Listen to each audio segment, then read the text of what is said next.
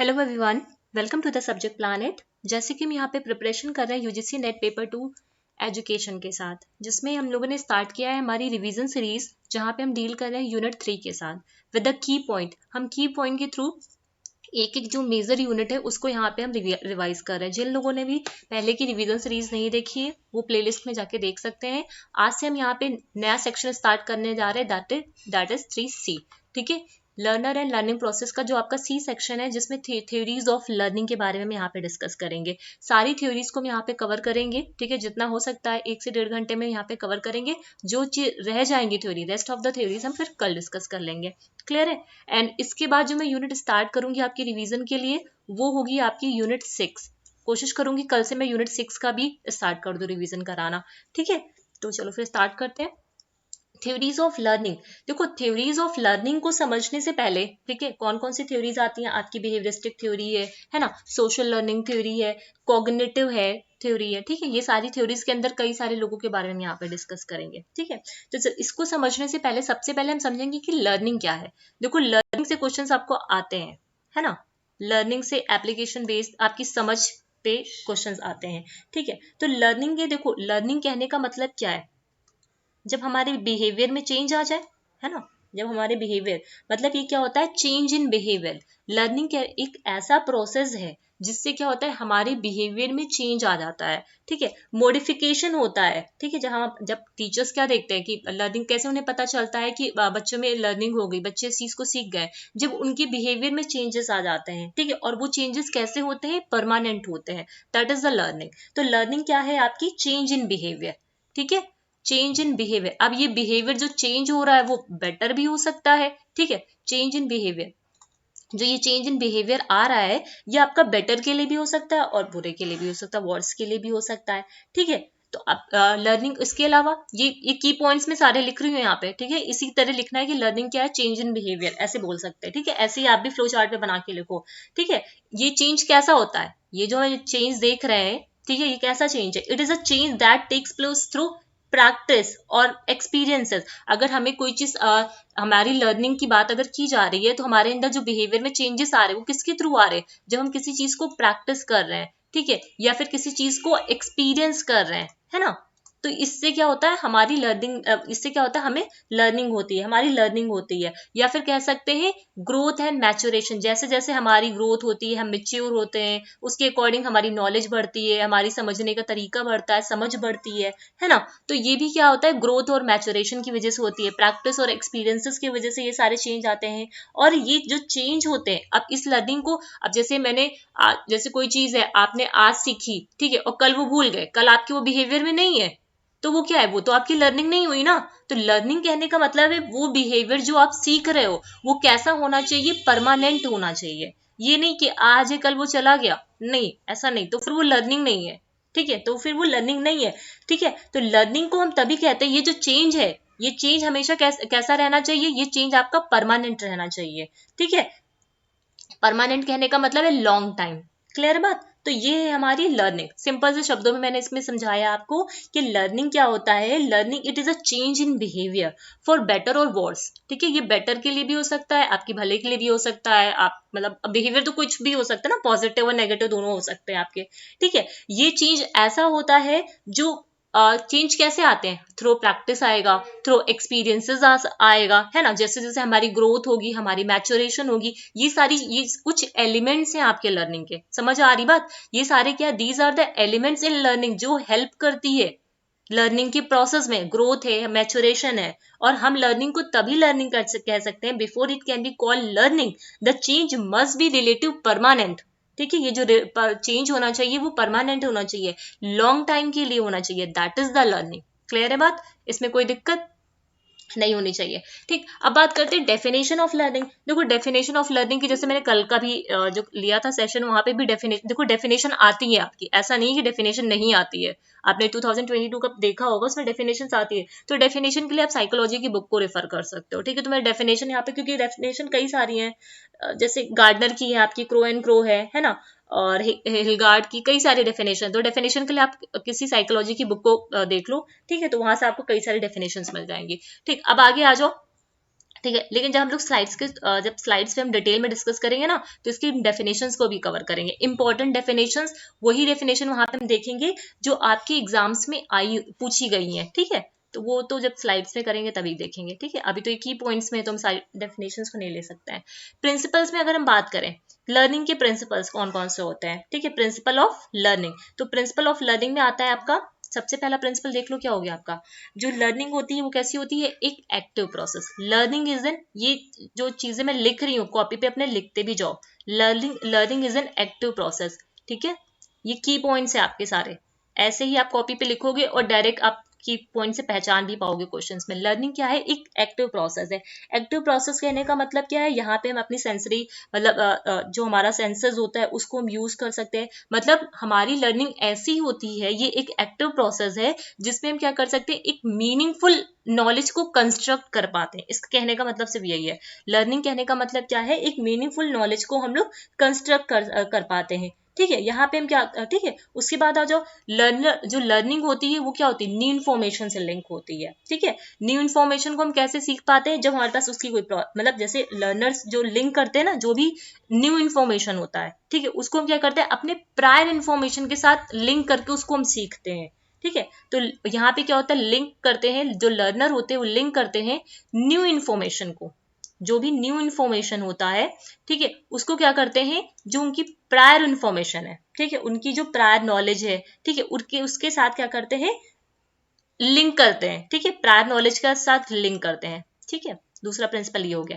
इसके कहने का मतलब सिर्फ इतना है, देखो दूसरे पॉइंट में जो हम बोल रहे हैं प्रिंसिपल में सिर्फ इतना है, जो लर्नर्स होते हैं न्यू इन्फॉर्मेशन को सीखने के लिए क्या करते हैं, जो उनकी प्रायर नॉलेज होती है उसका वहां पे वो यूज करते हैं, उस नॉलेज को, नई नॉलेज को एक मीनिंगफुल तरीके से सीखने के लिए। सिर्फ इतनी सी बात यहाँ पे बोल रहा है, ठीक है। नेक्स्ट आ जाओ।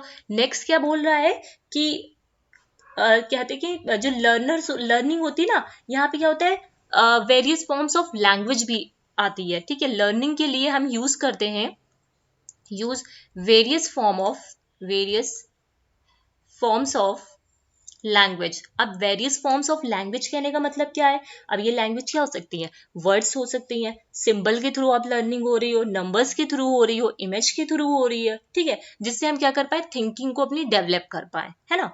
तो यहाँ पे जो लर्निंग होती है वहाँ पे various forms of language use करते हैं अपनी थिंकिंग को डेवलप करने के लिए। लाइक हम नंबर्स का यूज कर सकते हैं, वर्ड्स का यूज कर सकते हैं, सिंबल्स का यूज कर सकते हैं, है ना, ये सारी चीजें इसका यूज कर सकते हैं, ठीक है। उसके बाद आता है जो हमारी जो लर्निंग होती है वो इन्फ्लुएंस किससे होती है, हमारे कॉन्टेक्स्ट से।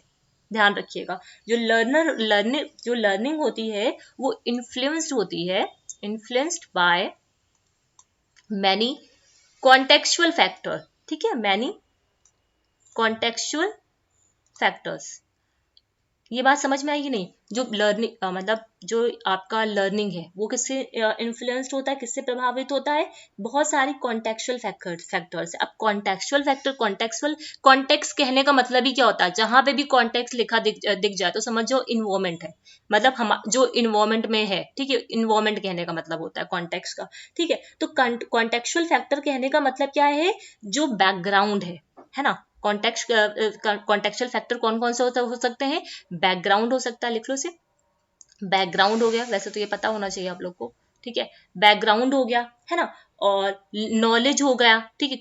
उसके अलावा हमारा थिंकिंग प्रोसेस कैसा है, ठीक है, ये सारे क्या है, हमारे कॉन्टेक्चुअल प्रोसेस है, ठीक है, जो लर्निंग को इफेक्ट करते हैं, इन्फ्लुएंस करते हैं, क्लियर है।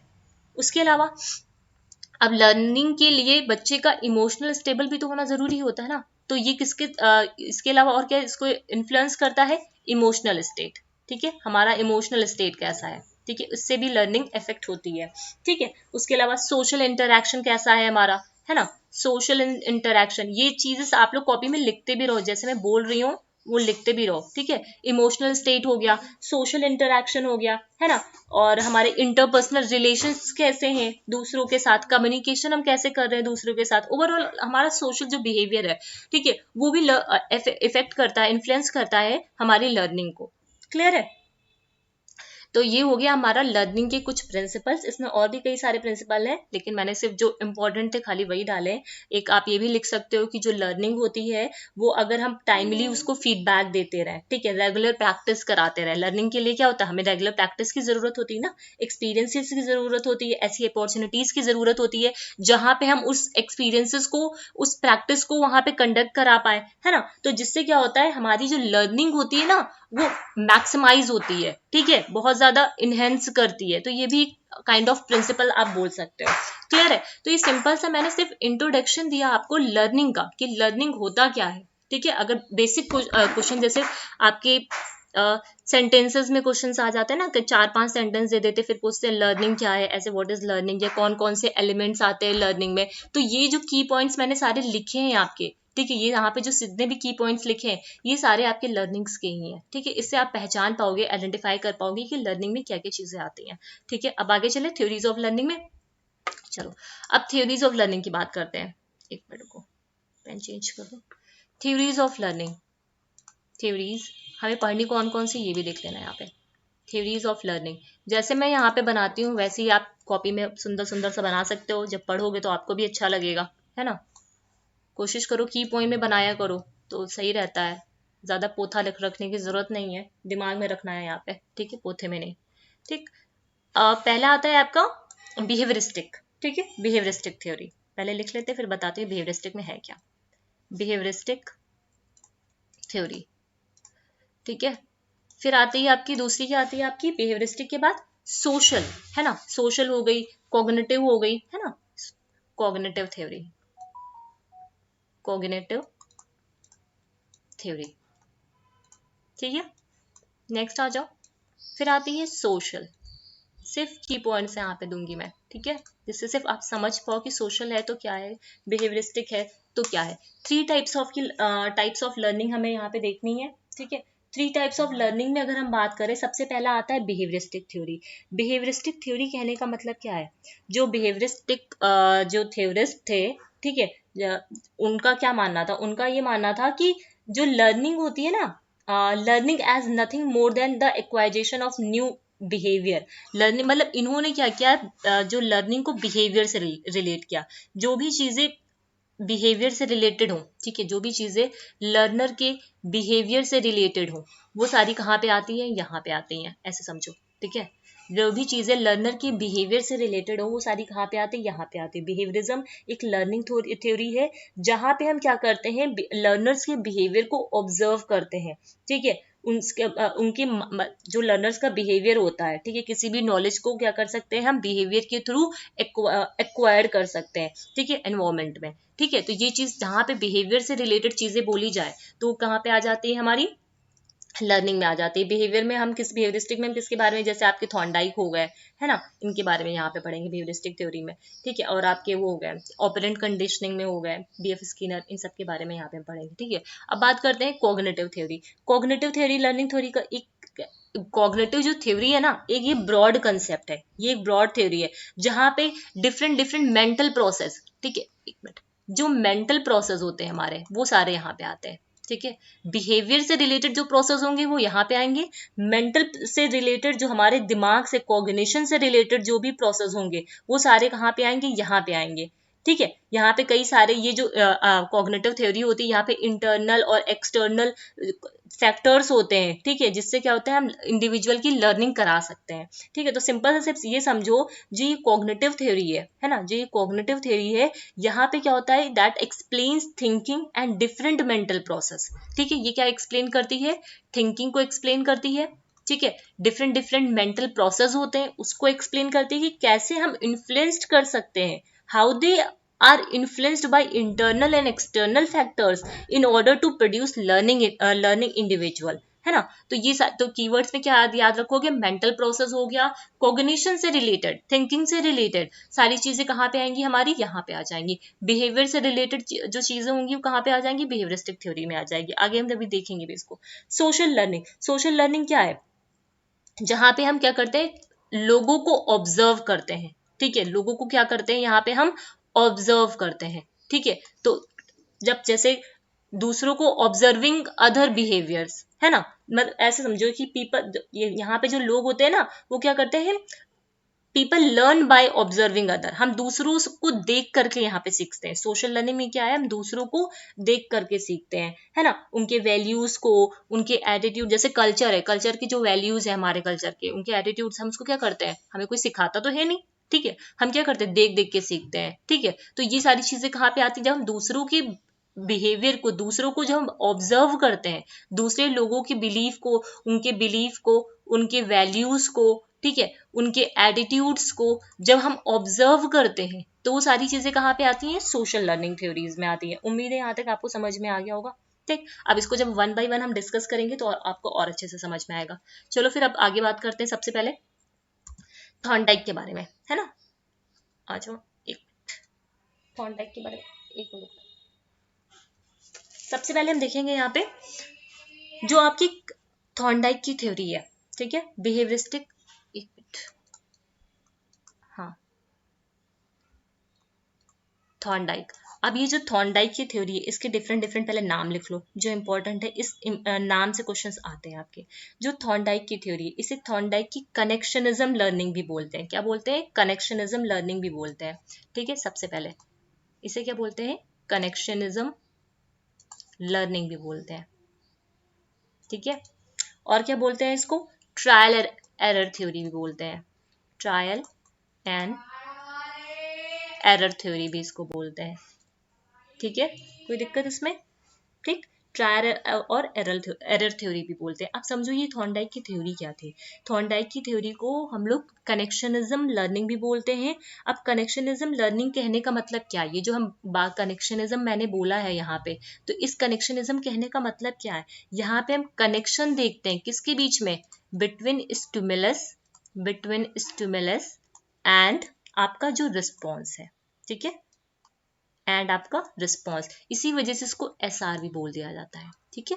एसआर बॉन्ड भी बोलते हैं, स्टिमुलस एसआर, पेन चेंज कर दो उसका, एसआर बॉन्ड, ठीक है, एसआर बॉन्ड भी बोल देते हैं इसको, ठीक है। क्योंकि ये कनेक्शनिज्म लर्निंग थ्योरी कहने का मतलब क्या है कि यहाँ पे हम क्या करते हैं, एक कनेक्शन, यहाँ पे this is the process of forming a connection between the stimulus and response. Clear है, ये पहली बात हो गई। उसके बाद मैंने बोला यहाँ पे इसको हम ट्रायल और एरर थ्योरी भी बोलते हैं। ट्रायल और एरर थ्योरी कहने का मतलब क्या है, यहाँ पे हम नंबर ऑफ ट्रायल्स करते हैं, ठीक है, नंबर ऑफ ट्रायल्स होते हैं, ठीक है। ये नंबर ऑफ ट्रायल्स हम क्यों करते हैं, ठीक है, नंबर ऑफ ट्रायल्स हम ये क्यों करते हैं, राइट रिस्पॉन्स को पाने के लिए, ठीक है, राइट रिस्पॉन्स जो हम चाहते हैं। This theory is in order to choose a right response for a particular stimulus, किसी पर्टिकुलर स्टिमुलस के लिए जो राइट रिस्पॉन्स हम चाहते हैं उसके लिए ये थ्योरी की जाती है, ठीक है। इसका एक्सपेरिमेंट आप सबने पढ़ा होगा, अगर नहीं पढ़ा है तो जाके साइकोलॉजी की बुक में एक्सपेरिमेंट डिटेल में लिखा हुआ है कि कैसे बंद किया उसने, कैसे उसको जो लीवर होता था बार बार उसको पुश करती थी, ठीक है। तो ये सारी चीजें आप, वो जो इसकी जो एक्सपेरिमेंट है बेसिकली, ये जो इसका इन्होंने थॉर्नडाइक ने जो एक्सपेरिमेंट किया था बीएड में सबने पढ़ा है। और उसके अलावा जो आपकी कोई भी साइकोलॉजी की बुक हो वहां से इसको जाके एक बार रीड कर लेना, क्योंकि एक्सपेरिमेंट से क्वेश्चंस नहीं आते इसलिए मैं यहाँ पे इसको नहीं ले रही हूँ, ठीक। तो ये कैसे, इसे ट्रायल और एरर थ्योरी बोलते हैं। ट्रायल और एरर थ्योरी कहने का मतलब क्या है कि किसी पर्टिकुलर स्टिमुलस के लिए राइट रिस्पॉन्सेस, ये ऐसे सिंपल समझो, हमें राइट रिस्पॉन्स चाहिए, ठीक है। हमें क्या करना है, सिंपल सा अपने घर में जैसे कुंडा जैसे बंद है, समझो इस चीज को, कि जैसे घर का कुंडा जो बंद है उसको हमें खोलना है, लेकिन हम उसे नहीं खोल पा रहे हैं, तो हम जब तक उसे खोल नहीं पाएंगे, राइट रिस्पॉन्स हमें पता नहीं चल जाएगी कि कैसे इस कुंडे को खोला जाता है, तब तक हम बार बार उसको करते रहेंगे, है ना। राइट रिस्पॉन्स पाने के लिए पर्टिकुलर स्टिमुलस की तरफ, ठीक है, हम क्या करते हैं, ये ट्रायल और एरर मेथड करते हैं, बार बार ट्राई करते हैं, बार बार एरर होता है, ठीक है, ये चीजें आती हैं, ठीक। तो ये हो गई आपकी कनेक्शनिज्म लर्निंग थ्योरी, जिसे हम लोग थॉर्नडाइक को, जिसे जो किसने दिया था, आपकी थॉर्नडाइक ने दिया था, ठीक है। और इसे ट्रायल एंड एरर थ्योरी भी बोला जाता है। उसके बाद आ जाओ, उसके बाद इसमें होता है कि ये जो ट्रायल और एरर थ्योरी है ना, जो ये ट्रायल और एरर थ्योरी है, इसे हम लोग कनेक्शनिज्म, यही जो ऊपर लिखा कनेक्शनिज्म, या फिर एसआर रीइंफोर्समेंट थ्योरी बोलते हैं, ठीक है। एसआर, ये नाम बहुत इंपॉर्टेंट है, ये नाम आपको याद होने चाहिए, ठीक है, क्वेश्चंस पूछे जाते हैं कि आर एस किसने दिया था, एस आर किसने दिया था, है ना, तो ऐसे पूछा भी जाता है। तो ये से जो ट्रायल एंड एरर थ्योरी है are known as the connectionism and S R reinforcement theory. Clear है बात, इतनी बातें समझ में आई। ठीक है, इनमें क्या, ये जो इनका एक्सपेरिमेंट था, इन्होंने एनिमल्स के ऊपर एक्सपेरिमेंट किया था। ठीक है, किसके ऊपर एक्सपेरिमेंट किया था, एनिमल्स। अब कौन से एनिमल के ऊपर किया था, कोई मुझे कमेंट करके बता देना, पढ़ा होगा सभी ने। ठीक है, तो इन्होंने एनिमल्स के ऊपर एक्सपेरिमेंट किया था, जिसमें इन्होंने स्टिमुलस और रिस्पॉन्स के कनेक्शंस के बारे में बात की थी। मतलब स्टिमुलस और जो रिस्पॉन्स है, ठीक है, उनके बीच का कनेक्शन के बारे में, जो स्टिमुलस है और रिस्पॉन्स है, इनके बीच की बॉन्ड के बारे में डिस्कस किया था with the help of trial and error. ठीक है, with the help of trial and error. ठीक है, इसी प्रोसेस को हम लोग ट्रायल एंड एरर लर्निंग भी बोल देते हैं। क्लियर है बात, इसमें कोई दिक्कत? तो ये हो गया आपका थॉर्नडाइक का। ठीक, अब आगे आ जाओ, एक चीज इसमें एक और था, इसमें पजल बॉक्स वगैरह। ठीक है, इसमें एक जो इसके आपको ये चीज समझनी है, यहाँ पे एक चीज लिख लो, जो क्लासिकल कंडीशनिंग है हमारी। अब क्लासिकल कंडीशनिंग किसने दी थी, हम पढ़ेंगे आगे इसको, क्लासिकल कंडीशनिंग को, लेकिन फिर भी बताओ क्लासिकल कंडीशनिंग किसने दी थी, पावलोव ने दी थी। क्लासिकल कंडीशनिंग किसने दी थी, पावलोव ने दी थी। जो हमारी क्लासिकल कंडीशनिंग है, एक मिनट, इतनी बातें समझ में आई ना जो ऊपर लिखी हैं। ये जो हमारी क्लासिकल कंडीशनिंग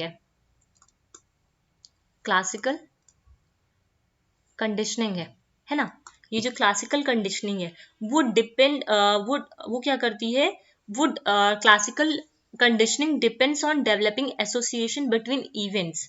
ठीक है, जो क्लासिकल कंडीशनिंग है, ये लिख लो, ठीक है, इंपॉर्टेंट है, डिपेंड्स ऑन डेवलपिंग, अब आगे मैं बताऊंगी क्या इसका मतलब है, डेवलपिंग एसोसिएशन बिटवीन इवेंट्स। पहली बात, इसको बॉक्स से बंद कर लो, क्योंकि अभी जब हम आगे डिस्कस करेंगे तब ये चीज जरूरत पड़ेगी। ठीक है, दूसरी बात क्या बोल रहा है, ये जो हमारी ऑपरेंट कंडीशनिंग है ना, ये किसने दिया था, कमेंट सेक्शन में लिख के बताना, ऑपरेंट कंडीशनिंग किसने दिया था और क्लासिकल कंडीशनिंग किसने दिया था। ठीक है, जो आपका क्या नाम है इसका, ऑपरेटिंग कंडीशनिंग है, इन्वॉल्व करता है, ये लिख लो पूरा, इन्वॉल्व्स लर्निंग, तब मैं समझाती हूँ इसका मतलब क्या है, involves learning from the consequences of the behaviour. ये दूसरी बात हो गई, इसको बॉक्स से बंद करो, ये सीधा की पॉइंट है आपके, इससे आपको समझ में आएगा कि कहने का मेरा मतलब क्या था। ठीक, इसके बाद फिर ये जो यही ऑपरेंट जो कंडीशनिंग है, involves learning from the consequences of the behaviour. ये जो थ्योरी है ऑपरेंट कंडीशनिंग की, थ्योरी ऑफ, मैं इसका नाम किसने नहीं लिख रही हूँ कि मतलब किसने दिया था ऑपरेंट कंडीशनिंग, या आप तो कमेंट सेक्शन में लिख के बताओ। Theory of operant conditioning was built on ideas of Edward Thorndike. अब तीनों बातों को डिस्कस करते हैं, ये है क्या, तीन क्या दो बातें हैं ये तो इसी की है। चलो देखो, सबसे पहले यहाँ पे क्या समझा आपने, मैं फिर से इसको रिपीट कर देती हूँ क्योंकि ये इंपॉर्टेंट है, क्वेश्चन यहाँ से आते हैं आपके। सबसे पहले हम लोगों ने ये समझा, ये जो आपकी थ्योरी है बिहेवियरिज्म थ्योरीज ऑफ लर्निंग, जिसमें हमने सबसे पहले बात की थॉर्नडाइक की, कनेक्शनिज्म और बिहेवियरल थ्योरी या फिर ट्रायल एंड एरर थ्योरी। बात समझ में आई, हम कनेक्शनलिज्म लर्निंग थ्योरी भी बोलते हैं, ट्रायल एंड एरर थ्योरी भी बोलते हैं, एसआर बॉन्ड भी बोलते हैं, ठीक है, और एसआर रीइंफोर्समेंट थ्योरी भी इसको बोलते हैं। ठीक है, अब जो थॉर्नडाइक ने क्या किया था, कनेक्शनिज्म लर्निंग थ्योरी दिया था, मतलब बेसिकली इन्होंने स्टिमुलस और रिस्पॉन्स के बीच का जो एसोसिएशन होता है, कनेक्शन होता है, उसको बताया था through trial and error. Trial and error कहने का मतलब क्या है, जो हम ट्रायल करते हैं, नंबर ऑफ जो ट्रायल्स करते हैं in order to receive the right response. ठीक है, वो क्या होता है, हमारा ट्रायल एंड एरर थ्योरी होती है। ठीक, तो ये बात समझ में आई। जो एडवर्ड ली, इनका पूरा नाम याद रखना, एडवर्ड ली टेड थॉर्नडाइक, पूरा नाम लिख लेना। ठीक है, ये कौन थे, ये एक अमेरिकन साइकोलॉजिस्ट थी जिन्होंने लर्निंग थ्योरी डेवलप की थी। ठीक है, learning he developed who developed the learning theory that led to the development of operant conditioning within the behaviorism. ध्यान देना, यहाँ पे क्वेश्चन आता है आपका। अब देखो पहले ये चीज समझो यहाँ पे, जैसे ये क्लासिकल कंडीशनिंग है, वो डिपेंड किस पे करती थी? जो क्लासिकल कंडीशनिंग है वो डिपेंड, वो क्या करती थी? डेवलप करती थी एसोसिएशन बिटवीन द इवेंट्स। पहली बात, ठीक है, ये चीज समझ में आएगी नहीं? जो हमारी ये जो क्लासिकल कंडीशनिंग है वो क्या करती थी? इवेंट्स के बीच में जो इवेंट्स होते हैं ना, क्लास मतलब जो घटनाएं होती हैं उनके बीच उनके संबंधों का विकास, उनके संबंधों जो उनके एसोसिएशंस होते थे उनके बीच में, इवेंट के बीच में, उनके बारे में यहाँ पे बात करते हैं। लेकिन जो ऑपरेंट कंडीशनिंग है, ठीक है, लेकिन जो हमारी ऑपरेंट कंडीशनिंग है वहां पे हम क्या करते हैं? Involve the learning from the consequences of the behaviour. हमारे बिहेवियर के कॉन्सिक्वेंसेज, हमारे बिहेवियर का जो रिस्पॉन्स होता है उससे हम वहां पे लर्निंग करते हैं। और ये जो थ्योरी है ऑपरेंट कंडीशनिंग, वो कहाँ से आई है? ये जो थ्योरी है आपकी ऑपरेंट कंडीशनिंग, ये थ्योरी आपकी ऑपरेंट कंडीशनिंग, ये कहाँ से आई है? ये कहाँ से आई है? आपकी एडवर्ड थॉर्नडाइक के कंसेप्ट से आई है। एडवर्ड थॉर्नडाइक ने एक 3 लॉज के बारे में बात की थी, लॉ ऑफ इफेक्ट, ठीक है, वहां से ये जो ऑपरेंट कंडीशनिंग है ना, वो वहां से निकल के आई है। इस चीज का ध्यान देना, ठीक है, आगे भी हम डिस्कस भी करेंगे, लेकिन मैंने पॉइंट लिख दिया है कि अगर ऑपरेंट कंडीशनिंग पूछा जाए तो किसके आइडिया से आई है? क्वेश्चन आता है आपका कि ऑपरेंट कंडीशनिंग किसके आइडिया से डेवलप किया गया था? तो ऑपरेंट कंडीशनिंग में हमने किसके, यहाँ पे ऑपरेंट कंडीशनिंग में हम किसकी बात करते हैं? हम लर्निंग को सीखते हैं from the consequence of the behaviour, ठीक है, बिहेवियर की जो भी परिणाम होते हैं उनके थ्रू हम यहाँ पे लर्निंग करते हैं। और ये जो हमारा ऑपरेंट कंडीशनिंग है, ठीक है, ये किसके आइडिया से आया था? एडवर्ड थॉर्नडाइक के आइडिया से आया था। क्लियर है? इसमें कोई दिक्कत? अब आगे आ जाओ, ठीक है। जो थॉर्नडाइक थे वो सिर्फ बिहेवियरिज्म के ही पायनियर नहीं थे, ठीक है, लर्निंग को वो उसके अलावा इन्होंने एनिमल्स की साइकोलॉजी पे भी बात की थी, लेकिन वो जरूरी नहीं है अभी, तुम ये सिर्फ इतना ध्यान रखो यहाँ पे, ठीक। आगे आ जाओ, आगे हम बात करते हैं कि इसके बाद इनका जो एक्सपेरिमेंट है, ये आप लोग उसकी साइकोलॉजी की बुक से पढ़ जरूर लेना, ठीक है, एक बार दिमाग में रहेगा तो ठीक रहेगा। अब इनके फैक्टर्स, जब इन्होंने एक्सपेरिमेंट किए तो कई सारे फैक्टर्स के बारे में बात की थी। अब ये जो फैक्टर्स मैं लिख रही हूँ ना, ये इंपॉर्टेंट है, ठीक है। अब इनके जो फैक्टर्स, जो ये इनकी जो ट्रायल एरर थ्योरी थी, ठीक है, ये जो ट्रायल एरर का थ्योरी था, ये ट्रायल एरर थ्योरी में जब इन्होंने एनिमल पे वो किया था, एक्सपेरिमेंट किया था, तो कई सारे फैक्टर्स आए थे। अब ये फैक्टर्स कौन कौन से थे पता है? फैक्टर्स में आता है, देखो सबसे पहले आता है इसमें मोटिव, इसको ऐसे लिखो, सबसे पहले आता है मोटिव, ठीक है, नाम लिख लो, फिर इसके बाद 1 बाय 1 मैं एक्सप्लेन भी करती हूँ। मोटिव, या फिर इसी को हम लोग ड्राइव भी बोल देते हैं। क्या बोलते हैं?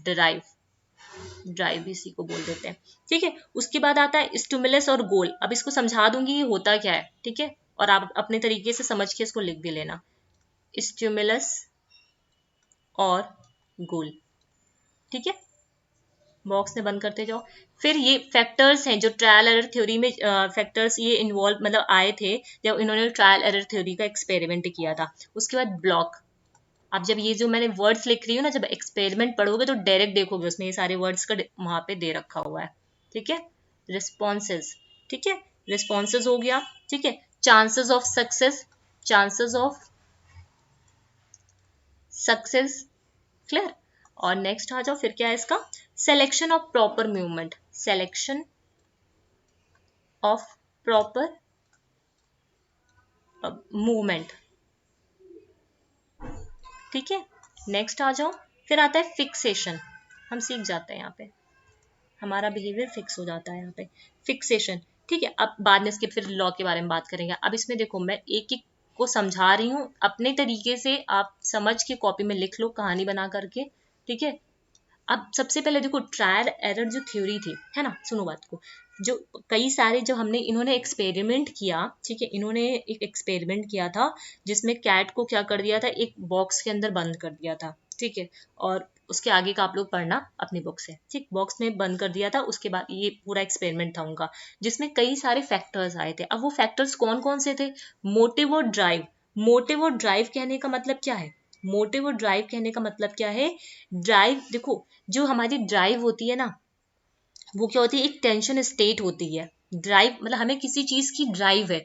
अभी हमारी ड्राइव क्या है, यूजीसी नेट को क्लियर करना। तो हमारे दिमाग में टेंशन है, हमारे दिमाग में ये रहता है कि हम कैसे क्या पढ़ें, कैसे सिलेबस को कवर करें, ये सारी चीजें। तो हमें अभी की हमारी जो ड्राइव है, ठीक है, उस टाइम पे उसकी जो कैट की ड्राइव क्या थी, फूड। यहाँ पे हमारी ड्राइव क्या है, हमारा यूजीसी नेट। मान लेते हैं, मैं एग्जांपल दे रही हूँ यहाँ पे।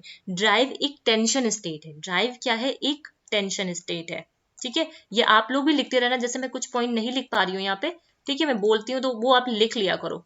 टेंशन स्टेट है, ड्राइव क्या है, एक टेंशन स्टेट। अब ये जो टेंशन आती है वो किसकी वजह से आती है, हमारी नीड की वजह से। ये जो टेंशन आ रही है वो किसकी वजह से आ रही है, नीड की वजह से आ रही है, हमें किसी चीज की जरूरत है ना।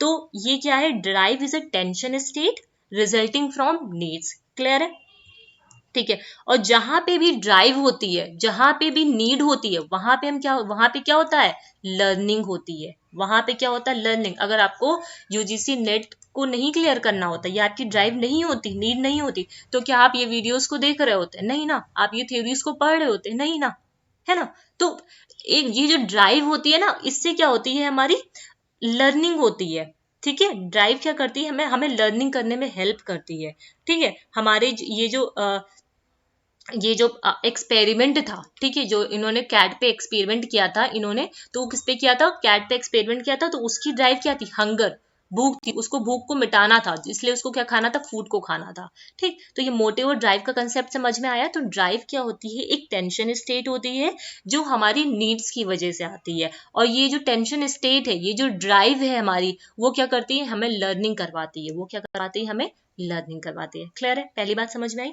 दूसरी बात आ जाओ, स्टिमुलस और गोल। स्टिमुलस को हम लोग उद्दीपक, हाँ, उद्दीपन बोलते हैं। गोल तो आपका लक्ष्य होता है, ठीक है।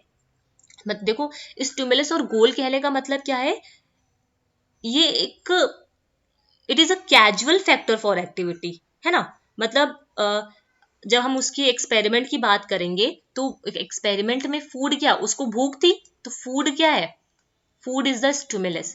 Food is the stimulus. बात समझ में आई।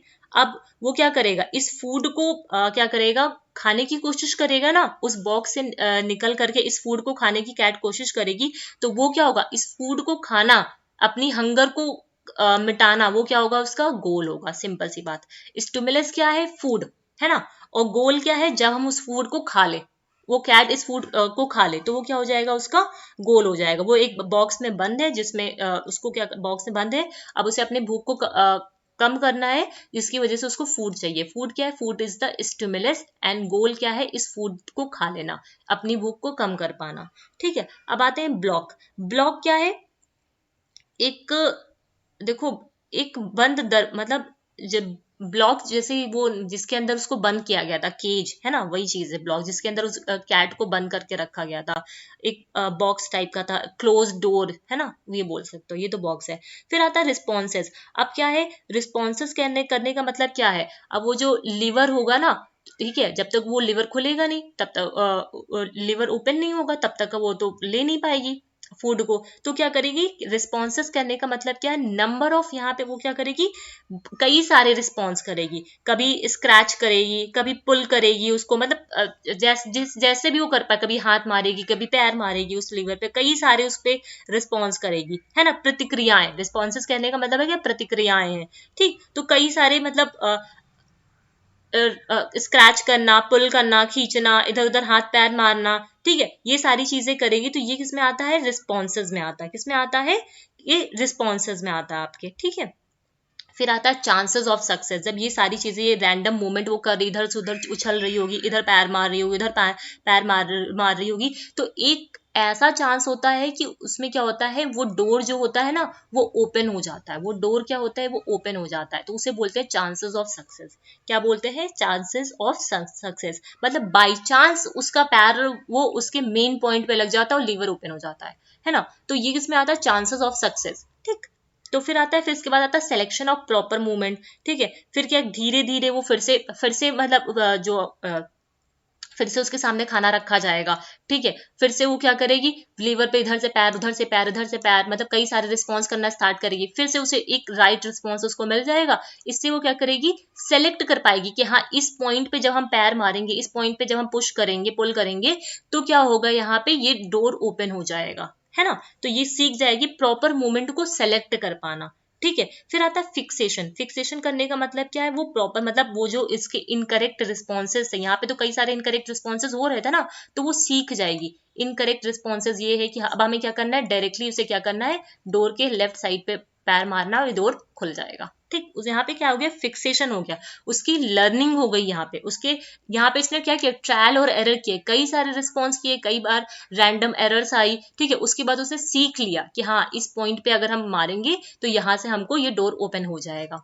ठीक। तो ये है फिक्सेशन। समझ में आया। अब इसको अपनी कहानी की तरह लिख लो, ठीक। इसके अलावा ये इसका जो एक्सपेरिमेंट है आपकी साइकोलॉजी की बुक में दिया हुआ है, उसको एक बार रीड करके जाना, तो ये सारे टर्म जो है ना वो और अच्छे से आपको समझ में आ जाएंगे, ठीक।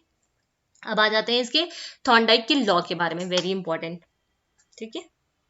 क्वेश्चंस आते हैं, ठीक है।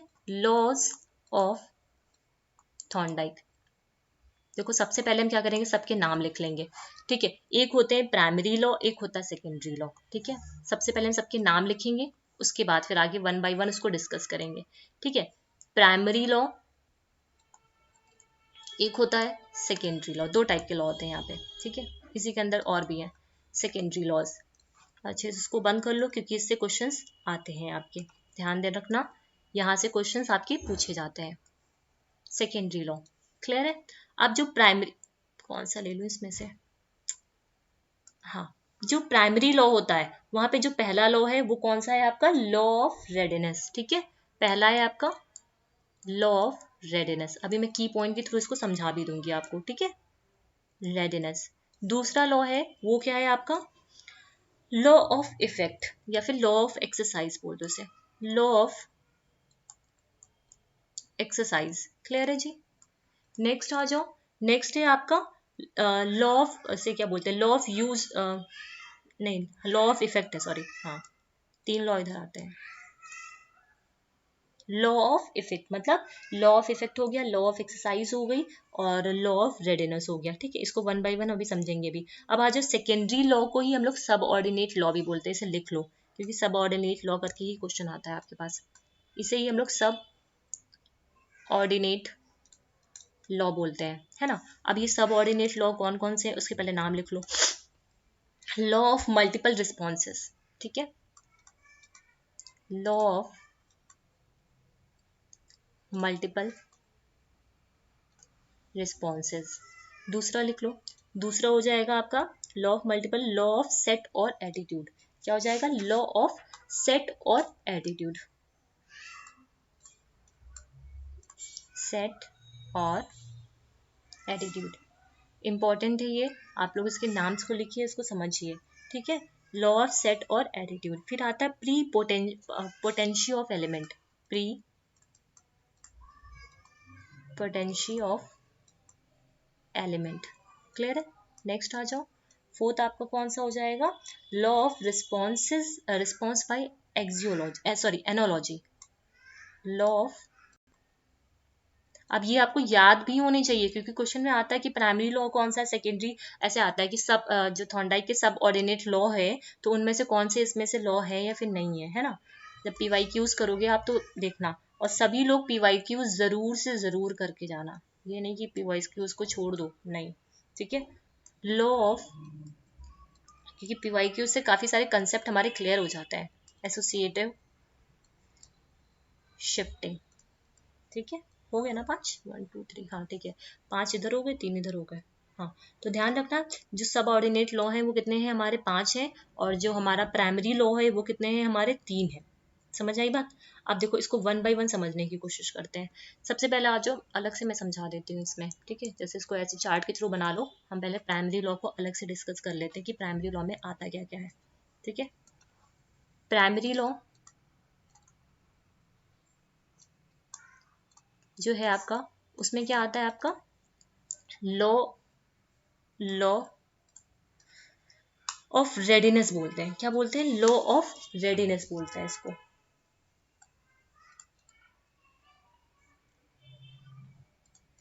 ठीक है। अब ये जो लॉ ऑफ रेडीनेस है उसका क्या मतलब है ये समझ लो।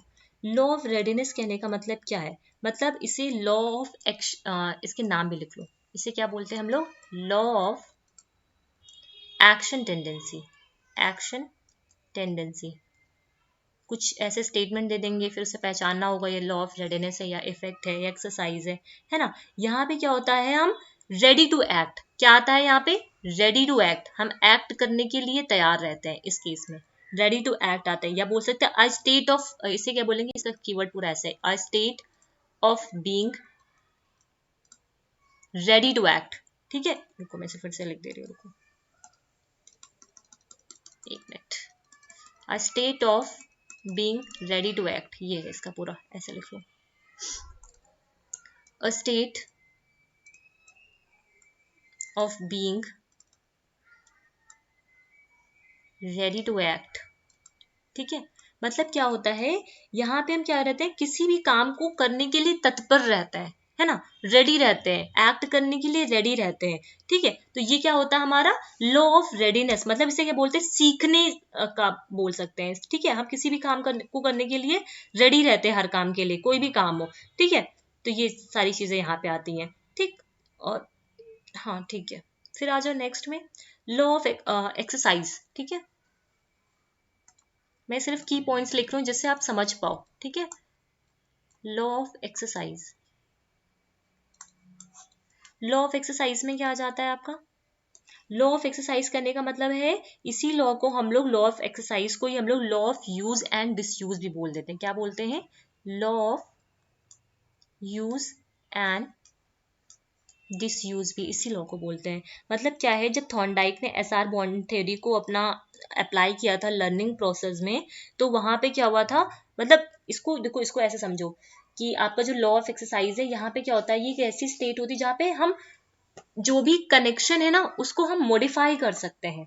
ठीक है, जो भी सिचुएशन है उसके रिस्पॉन्सेज को कम करने के लिए या फिर ज्यादा करने के लिए, लॉ ऑफ, समझना है इस चीज को, लॉ ऑफ एक्सरसाइज में हम क्या करते हैं, यहाँ पे law of use and disuse पे ये बेस्ड होता है। इसका कहने का मतलब क्या है, when a modifiable connection is made, समझना, जब कोई हम मॉडिफिएबल कनेक्शन बनाते हैं between a stimulus and situation and किसी सिचुएशन के रिस्पॉन्स में, तो उसको हम क्या कर सकते हैं, स्ट्रेंथ को, मतलब उसकी बिहेवियर को बढ़ाने के लिए, ठीक है, हम उसको क्या कर सकते हैं, इंक्रीज स्ट्रेंथ कर सकते हैं। ठीक है, बढ़ा सकते हैं, है ना, ये चीज ने बोली जा रही है। जैसे उन्होंने जो आपका थॉर्नडाइक का एसआर बॉन्ड था, ठीक है, उन्होंने क्या था, जो कनेक्शन था ना आपका एसआर का कनेक्शन था, उसको स्ट्रेंथ किया, स्ट्रेंथन, इसका कीवर्ड ऐसे याद रखो, स्ट्रेंथन करना।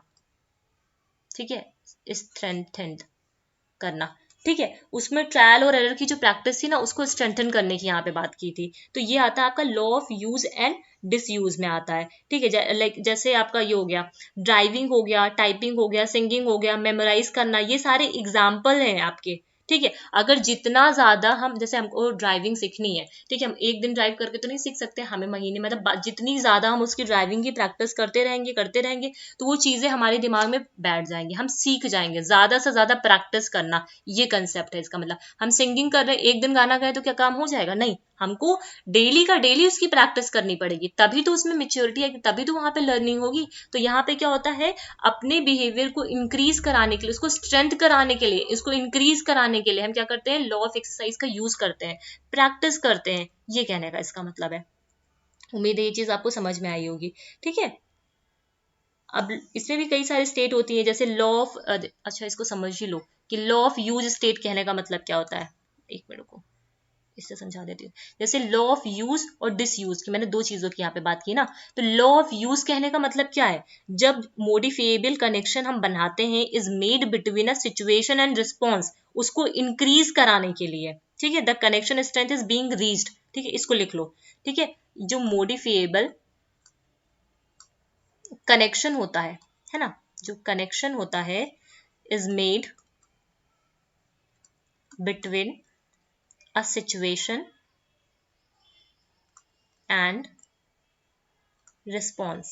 ठीक है, दैट कनेक्शन स्ट्रेंथ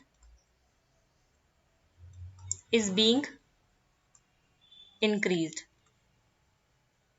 अब इसको समझो, मतलब क्या है, जब हम, मतलब जो भी हमारा सिचुएशन है, ठीक है, उसका जो रिस्पॉन्स है, उसके बीच में हम जब क्या करते हैं, मॉडिफिएबल कनेक्शन बनाते हैं, तो क्या होता है, वो उसका मतलब जो कनेक्शन होता है वो इंक्रीज करता है, ठीक है। उसी जगह हम जब लॉ ऑफ डिसयूज की बात करते हैं, तो डिसयूज में क्या होता है, जब मॉडिफिएबल कनेक्शन हम नहीं बनाते हैं, यहाँ पे हम क्या करते हैं, मॉडिफिएबल कनेक्शन, यहाँ पे कोई कनेक्शन नहीं बनाते हैं, ठीक है। Connection is not made, difference समझ लेना, is not made between a situation and response over length of time, connection strength is decrease। मतलब क्या है कि हम अगर ज्यादा टाइम तक ड्राइविंग की प्रैक्टिस नहीं करेंगे, हमने 1 महीने तो भाई लगातार यूज किया, डेली गाड़ी चलाया 1 घंटे 2 घंटे, है ना, हमने कंटिन्यूअस एक कंसिस्टेंसी के साथ ड्राइविंग करते रहे, तो ये क्या है, लॉ ऑफ यूज। लेकिन उसी जगह 1 महीने के बाद फिर हमने क्या किया, वहां पे मतलब उसको धीरे धीरे फिर हमने कभी चला, एक दिन चलाया फिर छोड़ दिया, फिर एक दिन चलाया फिर छोड़ दिया,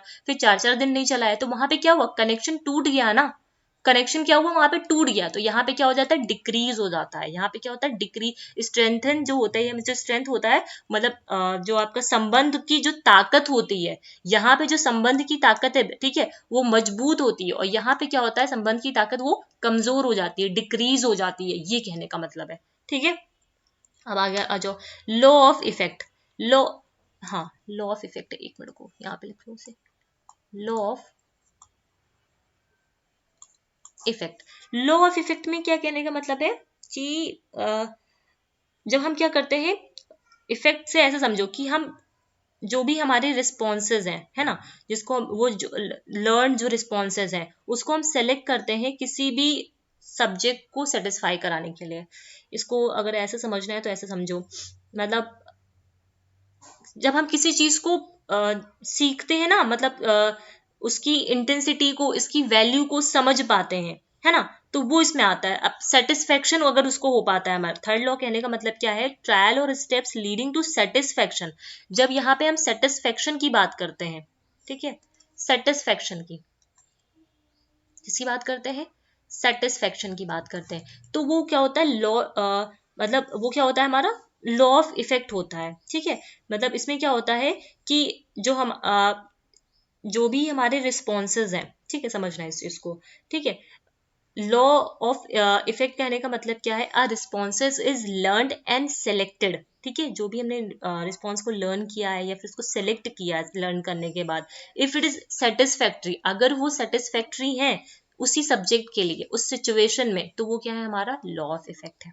बात समझ में आई, मतलब हमने जो भी सीखा है, ठीक है, अगर वो सेटिस्फैक्ट्री है उस सिचुएशन में, ठीक है, तो वो क्या हो जाएगा, हमारा लॉ ऑफ इफेक्ट हो जाएगा, ठीक है।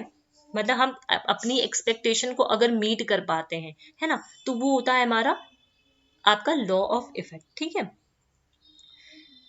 तो ये हो गया आपका लॉ ऑफ इफेक्ट, ठीक है। इसमें कई सारे ठीक है, हाँ इसमें आ जा, तो फिर इसमें समझ में आई बात। तो हमने 3 लॉ के बारे में बात कर ली, law of readiness, law of exercise and law of effect के बारे में बात कर ली। अब आ जाते हैं ये जो आपका है सेकेंडरी लॉ, जिसमें लॉ ऑफ मल्टीपल रिस्पॉन्सेज। देखो लॉ ऑफ मल्टीपल रिस्पॉन्सेज से कैसे आप समझोगे, मल्टीपल रिस्पॉन्स, कई सारे रिस्पॉन्स, नाम से पता लग रहा है ना, नाम से पता लग रहा है। लॉ ऑफ मल्टीपल रिस्पॉन्स का मतलब क्या है, जब पर्सन क्या करता है, कई सारे रिस्पॉन्स करता है किसी अप्रोप्रिएट बिहेवियर को पाने के लिए, सक्सीड करने के लिए। मतलब वो क्या करता है, कोई पर्सन किसी प्रॉब्लम को सॉल्व करता है, ठीक है, उसके सॉल्व करते करते जब उसकी मतलब वो सीख जाता है, मतलब जब भी दोबारा से वो क्वेश्चन अगर आपके पास आए तो वो आराम से उसको सॉल्व कर लेता है ना, तो ये किस में आता है, हमारा मल्टीपल रिस्पॉन्सेज में आता है। कहने का मतलब क्या है, अ पर्सन वेरीज और changes his her responses till an appropriate behaviour is succeeded. मतलब क्या करता है, एक पर्सन एक प्रॉब्लम को सॉल्व करना चाहता है, ठीक है, a person wants to solve a problem with his instinctive and learned behaviour, there are the multiple responses in the behavior which guided person in achieving a success and making learning possible. कहने का मतलब suppose करो एक trigonometry का question आपको मिल गया है, अब उसे क्या करना है, आपको सॉल्व करना है, मैम ने तो दे दिया उसको घर पे सॉल्व करने के लिए, आप क्या करोगे, कई सारे रिस्पॉन्सेज करोगे उस क्वेश्चन का आंसर फाइंड आउट करने के लिए, है ना, तो वो किस में आता है, हमारा मल्टीपल रिस्पॉन्सेज में आता है, जब तक हम उसका आंसर ना निकाल पाए। कभी भी आप उसका ट्रिग्नोमेट्री का जब क्वेश्चन करोगे तो उसमें देखना, एक क्वेश्चन को करते रहोगे, मतलब बहुत सारी चीजें, जब एक क्वेश्चन को आप कई बार मतलब घंटे 1.5 घंटे तक करते रहोगे, उससे आप बहुत सारी चीजें सीख जाओगे। जब दोबारा आप उसी तरह के कोई क्वेश्चन को करोगे ना, तो बहुत आराम से कर लोगे, क्योंकि आप सीख चुके होगे वहां पे, है ना। ये बोल रहा है लॉ ऑफ सेट और एटीट्यूड। लॉ ऑफ सेट और एटीट्यूड कहने का मतलब क्या है, मतलब यहाँ पे क्या होता है, यहाँ पे जो लर्निंग होती है ना वो गाइडेड होती है। कैसी होती है लर्निंग? यहाँ पे गाइडेड होती है, कंडीशंस होती है। किसके द्वारा? एटीट्यूड के द्वारा, ठीक है, पर्सन के एटीट्यूड के द्वारा, ठीक है। वो पर्सन क्या करना चाहता है, कैसे करना चाहता है, मतलब यहाँ पे हमारे क्या आता है, एटीट्यूड्स आ जाते हैं, ये चीज कहने का मतलब है। फिर आता है pro potential element. Pro potential element कहने का मतलब है learners tends to focus on the most important और essential aspect of the situation, ठीक है, और इग्नोरिंग अदर फीचर्स और एलिमेंट दैट आर, मतलब हम प्रो पोटेंसी कहने का मतलब जो चीजें इंपॉर्टेंट है हमारी लर्निंग के लिए, लर्निंग सिचुएशन के लिए जो जो चीजें इंपॉर्टेंट है उसको हम कंसिडर कर लेंगे, जो इररेलेवेंट चीजें हैं, इररेलेवेंट जो एलिमेंट है उसको हम लोग हटा देंगे, ये कहने का मतलब है। Law of response by analogy. Analogy कहने का मतलब है पर्सन क्या करेगा, ओल्ड एक्सपीरियंसेस को यूज करेगा नई सिचुएशन में रिस्पॉन्स करने के लिए, ओल्ड एक्सपीरियंस का वो यूज करेगा नई सिचुएशन में रिस्पॉन्स करने के लिए। जैसे आपने साइकिल को सीखा है ना, तो क्या करोगे, उसी का एक्सपीरियंस का यूज करके आप क्या करोगे, स्कूटी चलाना स्टार्ट कर दोगे, है ना। स्कूटी को अगर आपने सीखा है तो उसी एक्सपीरियंस का यूज करके आप कार चलाना स्टार्ट कर दोगे। पुराने एक्सपीरियंसेस का यूज करके हम क्या करते हैं, सिमिलर एक्सपीरियंसेस का यूज करके हम क्या करते हैं, नई एक्सपीरियंस को नई सिचुएशन में उसको अप्लाई करते हैं, है ना। फिर आ जाओ law of associative shifting. Associative shifting कहने का मतलब है क्या है, यहाँ पे क्या होता है, जो लर्नर्स के रिस्पॉन्स होते हैं एक स्टिमुलस से दूसरे स्टिमुलस की तरफ शिफ्ट कर जाते हैं, है ना। एसोसिएटिव शिफ्टिंग कहने का मतलब ही क्या, शिफ्ट हो जाता है। यहाँ पे क्या हो जाता है, शिफ्ट हो जाता है, वन स्टिमुलस टू एनदर, यहाँ पे क्या हो जाता है, बदल जाता है, शिफ्टिंग हो जाती है, ठीक है। ये चीज समझ में आई, पांचों लॉ इसमें सिर्फ आपको समझना है यहाँ पे, ठीक है, इसमें लिखने की जरूरत नहीं, यहाँ पे लिखने वाला था मैंने लिखवा दिया यहाँ पे, ठीक है। तो यहाँ पे आपका ये आपका कंप्लीट हो गया है, ठीक है। जो आपका थॉर्नडाइक का ये कंसेप्ट था आपका, ये पूरा कंप्लीट हो गया। आगे हम लोग आते हैं ऑपरेंट वाले में। उम्मीद है ये चीजें आपको समझ में आई होगी जो मैंने थॉर्नडाइक के बारे में समझाया है, ठीक है। और ट्रायल और एरर थ्योरी में कौन कौन से फैक्टर्स आते हैं, लॉ ऑफ कौन कौन से लॉज है थॉर्नडाइक के, ठीक है। प्राइमरी लॉ को एक्सप्लेन किया, सेकेंडरी लॉ को एक्सप्लेन किया, ठीक। अब आगे आ जाओ जो आपका ऑपरेंट कंडीशनिंग है। कौन सी कंडीशनिंग है, ऑपरेंट कंडीशनिंग, ठीक है। ऑपरेंट कंडीशनिंग देखने के बाद फिर हम नेक्स्ट पे करेंगे, ठीक है, नेक्स्ट वीडियो में करेंगे थ्योरीज को। ऑपरेंट कंडीशनिंग देखो, ऑपरेंट कंडीशनिंग कहने का मत किसने दिया था, ऑपरेंट कंडीशनिंग जो दिया था वो किसने दिया था, बीएफ स्किनर ने दिया था। लिख लो इसे, बीएफ स्किनर ने दिया था। उम्मीद है पेन दिख रहा होगा आपको, ये वाला येलो कलर, बीएफ स्किनर ने दिया था इसको, ठीक है। जो आपके स्किनर थे उन्होंने इसको ऑपरेंट कंडीशनर को सॉरी, हाँ, ऑपरेंट कंडीशनर जो था वो किसने दिया था, बीएफ स्किनर ने दिया था। इन्होंने बोला it is the learning in which voluntary behaviour, यहाँ पे वॉलेंट्री जो बिहेवियर होता है उसको स्ट्रेंथ करना या फिर स्ट्रेंथन करने या फिर वीकेंड करना बाय द कॉन्सिक्वेंसेज और एंटीसीडेंट, लिख लो इस चीज को, है ना, तब समझाऊंगी ये है क्या आखिर। ऑपरेंट कंडीशनिंग कहने का मतलब क्या है, इसको ऐसे लिख लो यहाँ पे, it is the learning, it is the learning in which voluntary behavior, मैं उतनी चीजें लिखवा रही हूँ जो आपके लिए जरूरी है, उससे ज्यादा नहीं, ठीक है। strengthen और क्या, वीकेंड हो जाएगा, वीकेंड कमजोर, है ना, बाय कॉन्सिक्वेंसेस और एंटीसीडेंट, ध्यान रखना एंटीसीडेंट ही कॉन्सिक्वेंस है, ठीक है, क्वेश्चन में गड़बड़ मत कर देना, एंटीसीडेंट्स, ठीक है। देखो इन्होंने बताया कि स्किनर ने बोला इट इज अ लर्निंग, ये लर्निंग है जहाँ पे हम वॉलेंट्री बिहेवियर की बात करते हैं, वॉलेंट्री बिहेवियर को स्ट्रेंथ करना, वीकेंड करना बाय द कॉन्सिक्वेंसेज या फिर एंटीसीडेंट्स, ठीक है। यहाँ पे जैसे यहाँ पे जो जैसे पावलाओ ने क्या, पावलाओ अब जब पढ़ेंगे तब देखना है इसको, ठीक है। तो क्लासिकल जो कंडीशनिंग होती है वो क्या करती है, क्लासिकल नहीं सॉरी, ये ऑपरेंट कंडीशनिंग है, कहाँ मैं जा रही हूँ, ठीक है। तो ये जो ऑपरेंट कंडीशनिंग है, यहाँ पे एक्सपेरिमेंट था इनका ऑपरेंट कंडीशनिंग का, ठीक है। इन्होंने उसमें क्या किया था, इसको इंस्ट्रूमेंटल कंडीशनिंग भी बोलते हैं, एक पहले वर्ड लिख लो इसका, इंस्ट्रूमेंटल कंडीशनिंग भी बोलते हैं इसको। एक मिनट, क्या हो रहा है ये, हाँ इसको इंस्ट्रूमेंटल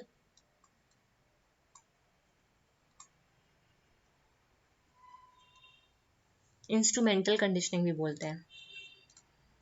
हम यहाँ पे क्या करते हैं, कंडीशन कर देते हैं, ठीक है, कंडीशन करते हैं। जैसे पावलोव में बेल को कंडीशन कर दिया गया था, ठीक है, तब बेल बजेगी तभी फूड मिलेगा, पावलोव में जब पढ़ेंगे तब उसको देखेंगे। तो वही बात किया जा रहा है यहाँ, इसको इंस्ट्रूमेंटल कंडीशनिंग भी बोलते हैं, ठीक है। यहाँ पे हम क्या करते हैं, रिवॉर्ड, मतलब किसी भी लर्निंग के लिए, किसी की लर्निंग के लिए रिवॉर्ड और बिहेवियर पे काम, मतलब किसी की लर्निंग को अगर हमें कराना है तो हम क्या करेंगे, उसको रिवॉर्ड देंगे या फिर पनिशमेंट देंगे, दोनों चीजें यहाँ पे आती हैं, ठीक है। रिवॉर्ड और पनिशमेंट की बातें आती है, मतलब हम ये क्या करते हैं, मतलब बच्चे को अगर हम चाहते हैं, ठीक है, वो अच्छे मार्क्स लेके आए तो उसको हम क्या कर देंगे, लालच दे देंगे कि हाँ आपको साइकिल मिल जाएगी, ये मिल जाएगा, वो मिल जाएगा, है ना।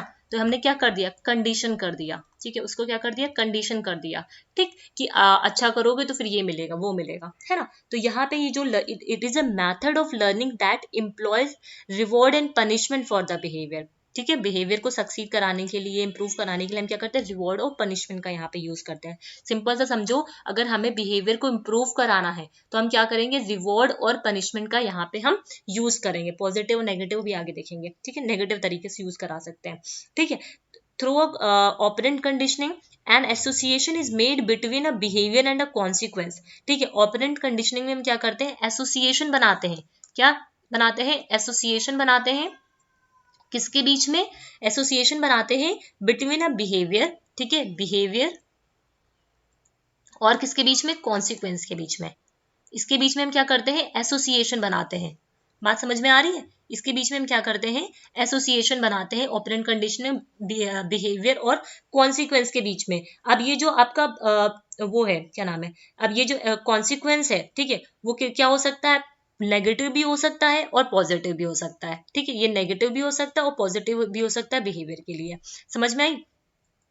तो स्किनर ने डिफाइन किया था ऑपरेंट कंडीशनिंग को as the process of learning that elicit operant behaviour, ठीक है। इन्होंने बताया था ये क्या है, एक प्रोसेस है जहां पे हम क्या करते हैं, दैट प्रोसेस ऑफ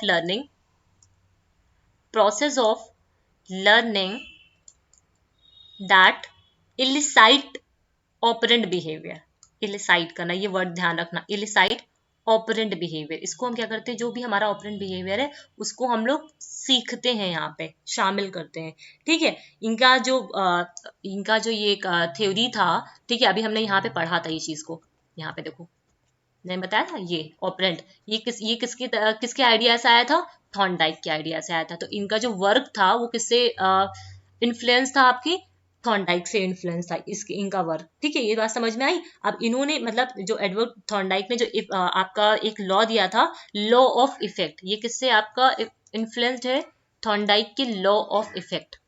थॉर्नडाइक का लॉ ऑफ इफेक्ट क्या था आपका, ये भी देख लो यहाँ पे। थॉर्नडाइक का जो लॉ ऑफ इफेक्ट था, यहाँ पे हम क्या करते थे, सेटिस्फैक्ट्री, मतलब ऐसा बिहेवियर जिससे कि, मतलब हम जो बिहेवियर को सक्सीड करने की कोशिश करते थे, जिससे हमें क्या मिले, सेटिस्फैक्ट्री बिहेवियर को सक्सीड करने की कोशिश करते थे, उसका रिफ्लेक्शन देखते थे, है ना। तो वही चीज यहाँ पे ये बोल रहा है। लॉ ऑफ इफेक्ट कहने में क्या, कहने का मतलब है कि ये इसका जो थॉर्नडाइक का लॉ ऑफ इफेक्ट था, ठीक है, उसके आइडिया से ये बेस्ड था। क्लियर है, ये बात समझ में आई। अकॉर्डिंग टू स्किनर, इन्होंने दो टाइप के बिहेवियर की बात की। इन्होंने क्या किया था, दो टाइप के बिहेवियर के बारे में बात की थी, ठीक है। जो पहला बिहेवियर था, two types of behaviour, two types of behaviour के बारे में बात की थी, ठीक है। जो इनका पहला बिहेवियर था उसको बोलते हैं हम लोग रिस्पोंडेंट बिहेवियर। क्या बोलते हैं, रिस्पोंडेंट, लिख लो इसको, रिस्पोंडेंट बिहेवियर। जो दूसरा था वो ऑपरेंट बिहेवियर। अब ये होता क्या, अभी बता रही हूँ। ऑपरेंट बिहेवियर, डब्बे में इसको बंद भी कर लो, रिस्पोंडेंट बिहेवियर और ऑपरेंट बिहेवियर। रिस्पोंडेंट बिहेवियर कहने का मतलब क्या है, रिस्पोंडेंट बिहेवियर कहने का मतलब क्या है, रिस्पोंडेंट जो रिस्पॉन्स बोलो, ठीक है, इसे रिफ्लेक्सिव रिस्पॉन्स भी बोल सकते हो। क्या बोल, एक मिनट, लिखो कुछ और, लिख कुछ और जाता है। रिफ्लेक्सिव रिस्पॉन्स भी बोलते हैं इसको, ठीक है। इसे हम लोग क्या बोलते हैं, रिफ्लेक्सिव रिस्पॉन्स भी बोलते हैं।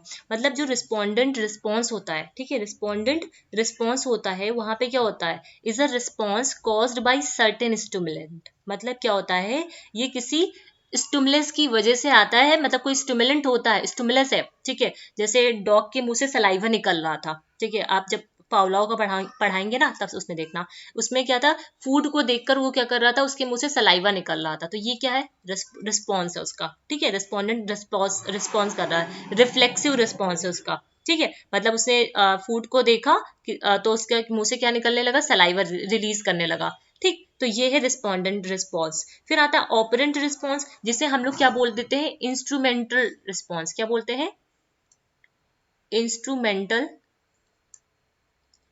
रिस्पॉन्स बोल देते हैं इसको। इंस्ट्रूमेंटल रिस्पॉन्स कहने का मतलब क्या है, ये मतलब क्या, operant response is a response that arising and development is followed by a certain stimulus। मतलब किसी स्टिमुलस के बाद ये आता है, मतलब यहाँ पे क्या होता है, डेवलपमेंट होता है आफ्टर द किसी स्टिमुलस को प्रेजेंट करने के बाद इसका डेवलपमेंट होता है। हम कंडीशन कर देते हैं यहाँ पे, बात समझ में आ रही है। मतलब जैसे किसी बच्चे से हमको मतलब उसका बिहेवियर अच्छा कराना है, तो हम उसको कह दे कि तुमको हम गिफ्ट देंगे, ठीक है, तुम अगर एग्जाम में 90% लेके आओगे तो हम तुमको साइकिल दिला देंगे। तो हमने क्या कर दिया, कंडीशन कर दिया, इंस्ट्रूमेंटल रिस्पॉन्स। अब वो क्या करेगा, वो पढ़ेगा, उस 90% लेके आएगा, जिससे वो क्या कर पाए, साइकिल को ले पाए, है ना। तो हम उसको गिफ्ट का हमने क्या कर दिया, लालच उसको दे दिया, ठीक है, जिसकी वजह से उसके एक्शंस क्या करेंगे, इंक्रीज करेंगे। तो ऑपरेंट बिहेवियर ये होता है आपका, ठीक है। ये बात समझ में आई या नहीं आई। the fact that the type of response is reflexive is very limited human। अब ये जो रिफ्लेक्टिव रिस्पॉन्स होता है, ठीक है, ये कैसा होता है, लिमिटेड होता है। अब बच्चे से बोल दो, ऐसे बैठा है कि भाई उसको तुमको गिफ्ट वगैरह मत दो, और बोलो कि आपको 90% लेके आना है, तो क्या वो ला पाएगा, नहीं ला, मतलब कुछ ला पाएंगे, कुछ नहीं भी ला पाएंगे। मतलब कहने का मतलब सिर्फ इतना है ना, कि यहाँ पे कि लिमिटेड होता है, ठीक है। जो रिस्पोंडेंट बिहेवियर होता है, जो रिफ्लेक्सिव रिस्पॉन्स होता है, वो ह्यूमन बींग्स में कम होता है, लिमिटेड होता है। लेकिन जो हमारा ये ऑपरेंट बिहेवियर है, हमको लालच है कि हमको साइकिल मिलेगा या हमको चॉकलेट मिलेगी, है ना, तो यहाँ पे क्या होता है, ह्यूमन का जो रिस्पॉन्स होता है वो कैसा होता है, अनलिमिटेड होता है। कैसा होता है ये, अनलिमिटेड होता है। बात समझ में आई। तो ऑपरेंट बिहेवियर में हम क्या करते हैं, रिस्पॉन्स को बढ़ा सकते हैं, अनलिमिटेड कर सकते हैं। आज हम उसको साइकिल दे रहे, कल हम उसको कार देंगे, कल हम कुछ देंगे, है ना, तो उसके बिहेवियर को हम बढ़ा सकते हैं। ये कैसा है, लिमिटेड है। क्लियर है, ये बात समझ में आई, ठीक। तो according to Skinner, animal and human beings are also shaped by the environment. Skinner के अकॉर्डिंग जो एनिमल्स हैं और जो ह्यूमन है, इन्होंने जो डॉग पे किया, सॉरी मैं क्या बता रही हूँ, पावलॉ पे पहुंच गई। हाँ, ऑपरेंट कंडीशनिंग में ये था कि इन्होंने बताया कि ये जो किसी के बिहेवियर को हम क्या कर सकते हैं, शेप कर सकते हैं, चाहे वो एनिमल का हो, चाहे फिर वो ह्यूमन का हो, उसके बिहेवियर को हम क्या कर सकते हैं, शेप कर सकते हैं। तो इन्होंने एक कंसेप्ट दिया था शेपिंग का। किसका कंसेप्ट दिया था, शेपिंग का कंसेप्ट, ठीक है। इन्होंने बताया हम किसी के बिहेवियर को भी, चाहे वो एनिमल हो या फिर ह्यूमन हो, उनके बिहेवियर को हम क्या कर पाते हैं, शेपिंग कर पाते हैं। शेपिंग कहने का मतलब क्या है, modification of the organism behaviour to the experimented desire. Shaping कहने का मतलब क्या है, कि जैसा हम बिहेवियर उससे चाहते हैं, उससे हम वैसा बिहेवियर करवा पाते हैं, उसके बिहेवियर को मॉडिफाई कर सकते हैं, जैसा बिहेवियर हम उससे चाहते हैं, उम्मीद करते हैं, ठीक है। हम किसी के बिहेवियर को, किसी भी ऑर्गेनिज्म की को क्या कर के बिहेवियर को क्या कर पाते हैं, मॉडिफाई कर पाते हैं to the experimental desire and. मतलब मैं चाहती हूँ कि मेरा बच्चा ये अच्छा बने, ऐसा बना, वैसा आईएएस बने या पीसीएस बने, तो मैं उसकी बिहेवियर को शेप कर सकती हूँ, ये कहने का मतलब है, ठीक है। हम उसकी पढ़ाई को और अच्छा कर सकते हैं, कैसे कर सकते हैं वो हम पे डिपेंड करता है, हम क्या यूज करते हैं, ऑपरेंट बिहेवियर यूज करते हैं या फिर रिस्पोंडेंट यूज करते हैं, ठीक है। ये कहने का मतलब है, ठीक है। Shaping does not occur all in one go. Shaping जो होती है, अब उसको हमको बनाना है आईएएस ऑफिसर, तो क्या एक ही बार में हो जाएगा, हमने एक ही दिन उसको मतलब उसको गिफ्ट का वो कुछ, जैसे मैंने ऑपरेंट बिहेवियर की बात की ना, तो एक ही बार में हमने उसको शेप, मतलब एक ही बार में सब कुछ कर देंगे, नहीं। ये जो शेपिंग होती है ना, वो एक बार में नहीं होती है, वो ग्रेजुअली, धीरे धीरे होती है। स्किनर का कहने का मतलब, इन्होंने एक कंसेप्ट और दिया था, लिख लो, इंपॉर्टेंट है, सक्सेसिव अप्रोक्सीमेशन की बात की थी। किसकी बात की थी, सक्सेसिव अप्रोक्सीमेशन। इसको रेड से लिख लो, इंपॉर्टेंट है, पूछा जाता है सक्सेसिव अप्रोक्सीमेशन का ये कंसेप्ट किसने दिया था, तो ये स्किनर ने दिया था, सक्सेसिव अप्रोक्सीमेशन, ठीक है। जो शेपिंग होती है वो एक दिन में नहीं हो जाती, हम एक दिन में इसको डॉक्टर नहीं बना देंगे, एक दिन में हम उसको 90% लाने के काबिल नहीं बना देंगे, है ना। तो ये है सक्सेसिव अप्रोक्सीमेशन, ठीक है। धीरे धीरे हर स्टेप्स के लिए हम क्या करेंगे, उसके एंटीसीडेंट्स एंड कॉन्सिक्वेंस को देखेंगे, ठीक है। उसके अलावा इन्होंने एक टेक्निक और दी थी, एबीसी टेक्निक। कौन सी टेक्निक दी थी? एबीसी टेक्निक, लिख लो उसको, एबीसी टेक्निक। एबीसी टेक्निक कहने का मतलब क्या होता है? The kind of breaking down of the behaviour. जब हम क्या करते हैं, बिहेवियर को ब्रेक करते हैं, सबसे पहले क्या आता है, ये लिख लो उसको, कहाँ गया पेन, ये रहा, एंटीसीडेंट, एंटीसीडेंट बिहेवियर, ऐसे लिखो। फिर आता है इसके बाद आपका, दिख रहा है ना, एंटीसीडेंट बिहेवियर, नीचे लिख दो, पता नहीं दिख रहा है नहीं दिख रहा है,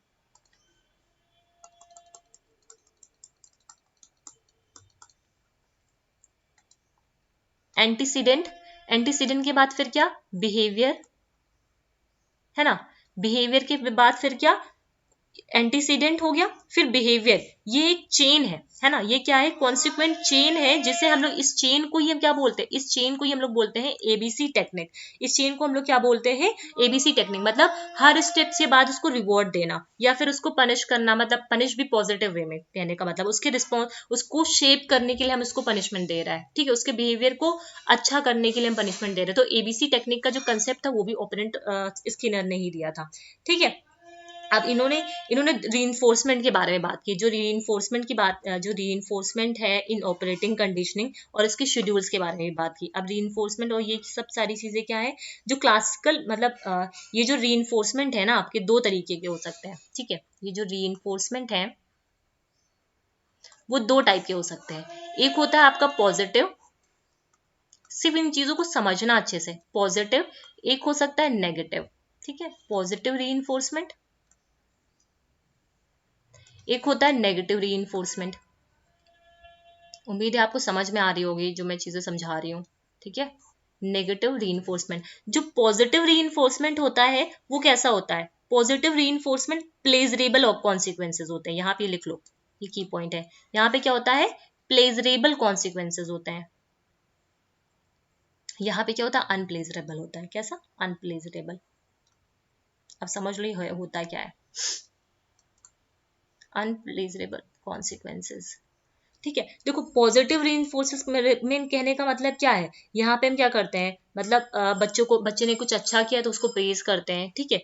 मतलब यहाँ पे हम क्या करते हैं, जैसे बच्चे को हमने कोई क्वेश्चन सॉल्व करने के लिए दिया और बच्चे ने उसको सॉल्व कर लिया, तो हम क्या करेंगे, यस वेरी गुड, है ना, ठीक है, गुड, वेरी गुड, है ना। तो ये क्या होता है, पॉजिटिव रीइंफोर्समेंट होता है। लेकिन उसी जगह जब नेगेटिव रीइंफोर्समेंट की बात करते हैं तो क्या होता है, हम बच्चों को पनिश करते हैं। जैसे कुछ बच्चे हैं बार बार बातें करते जा रहे हैं क्लास में, टीचर क्लास में पढ़ा रहे, बच्चे बातें करते जा रहे हैं, तो हम क्या करेंगे कि बोलेंगे अगर अब दोबारा से आपने बात की तो हम आपको सीट पे खड़ा कर देंगे, ठीक। तो हम क्या करेंगे, उनकी जो इररिलेवेंट जो उनका बिहेवियर है उसको कम करने के लिए हम उनको नेगेटिव रीइंफोर्स करेंगे, नेगेटिवली रीइंफोर्स करेंगे, है ना। मतलब बार बार वो आपस में बातचीत कर रहे हैं तो उसको कम करने के लिए क्लासरूम में तो हम क्या करेंगे, उनको नेगेटिवली रीइंफोर्स करेंगे। क्लियर है बात। फिर इसी में आता है प्राइमरी एंड सेकेंडरी रीइंफोर्समेंट। कौन सा भी, प्राइमरी और सेकेंडरी, ये भी देख लो, प्राइमरी और सेकेंडरी रीइंफोर्समेंट, ठीक। प्राइमरी और सेकेंडरी रीइंफोर्समेंट कहने का मतलब क्या है, देखो प्राइमरी जो रीइंफोर्समेंट होते हैं वो कैसे होते हैं, हमारी नीड्स के साथ होते हैं। कैसे होते हैं, हमारी प्राइमरी रीइंफोर्समेंट कौन से होते हैं, जो हमारी नीड से होते हैं, ठीक है। प्राइमरी रीइंफोर्समेंट हमारी नीड्स से रिलेटेड होते हैं, जो बेसिक नीड्स होती हैं उससे रिलेटेड होते हैं। क्लियर है। और सेकेंडरी रीइंफोर्समेंट कैसे होते हैं, जो हमारी प्राइमरी रीइंफोर्समेंट के साथ एसोसिएट होते हैं, ठीक है। प्राइमरी जो रीइंफोर्समेंट होता है उसके साथ एसोसिएट होते हैं। ये होता है हमारा लाइक हमारा पैसा, मनी हो गया, ठीक है, किसी से अच्छे से बात करना, ये सारी चीजें किसमें आती हैं, सेकेंडरी रीइंफोर्समेंट में आती है। तो प्राइमरी रीइंफोर्समेंट कहने का मतलब क्या होता है कि वो चीजें जो हमारी बेसिक नीड्स हैं और सेकेंडरी जो होती हैं ये कैसी होती है, कंडीशनड होती हैं। ये कैसी होती हैं, कंडीशंस होती हैं, मतलब हमको पैसा कमाना है तो ये चीज करनी है ना। तो ये सारी चीजें किसमें आती हैं, सेकेंडरी रीइंफोर्समेंट में आती हैं। और पॉजिटिव, इसी में पॉजिटिव और नेगेटिव 2 कॉइन के रीइंफोर्सेस होती हैं। ठीक है, पॉजिटिव जो होती हैं रीइंफोर्सेस होती है वो कैसी होती हैं, वो क्या करती हैं, इंक्रीज कराती है ना। और मतलब जो हमारा जैसे फूड हो गया है ना, वो क्या होता है, हमारा पॉजिटिव होता है। उसी जगह जो पेन, एंजाइटी, डिसअप्रूवल हो गया, ये सारा क्या होता है, नेगेटिव रीइंफोर्समेंट में होता है। तो प्राइमरी रीइंफोर्स, ये सारी चीजें लिख लो आप लोग, ठीक है। प्राइमरी जो रीइंफोर्स होता है, प्राइमरी जो रीइंफोर्स होता है और जो नेगेटिव रीइंफोर्स होता है, ठीक है। प्राइमरी रीइंफोर्स की अगर हम बात करें तो ये क्या डायरेक्टली किससे रिलेटेड होता है, प्राइमरी रीइंफोर्स जो होता है हमारा डायरेक्टली रिलेटेड होता है सर्वाइवल से, मतलब ऑर्गेनिज्म के, ये किससे रिलेटेड होता है, डायरेक्टली ऑर्गेनिज्म के सर्वाइवल से, हमारी जो बेसिक नीड्स होती हैं, है ना। जैसे हमारा फूड हो गया, है ना, वाटर हो गया, ठीक है, शेल्टर हो गया, ये सारी चीजें हो गई। ठीक, सेकेंडरी क्या होता है, यहाँ पे हम क्या करते हैं, इंक्लूड द कैरेक्टरिस्टिक्स एक्वायर्ड, लिख लो इसे, कैरेक्टरिस्टिक्स acquired with experiences